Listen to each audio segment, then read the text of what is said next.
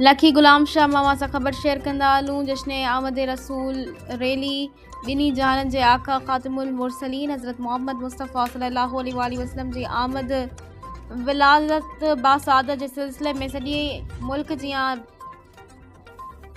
लखी गुलाम शाह शहर में पिणु जश्न रैली कढी वई।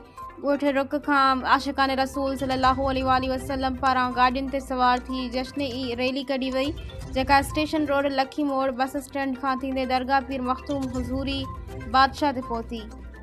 जश्न रैली दौरान आशिकान रसूल पारां सरकार जी आमद मरहबा, आका जी आमद मरहबा जा ज़ोरदार नारा हंया विया।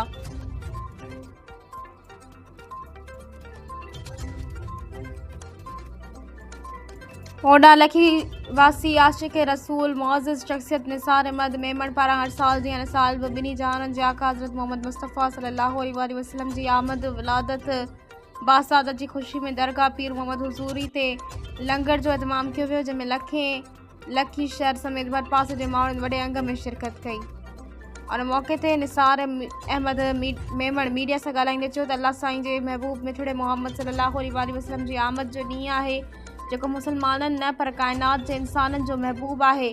ख़ासि मुसलमाननि लाइ ईद जो ॾींहुं आहे। समाजी अॻवान मुख़्तियार अहमद मेमण चयो त ईद खां वधीक ॿियो को ॾींहुं आहे। उनखां आशिक रसूल निसार अहमद मेमण दरगाह पीर मोहम्मद हुज़ूरी ते हाज़िरी भरे मुल्क ऐं सिंध धरती जी तरक़ी, ख़ुशहाली ऐं अमन अमान लाइ ख़ुसूसी दुआ पिणु घुरी।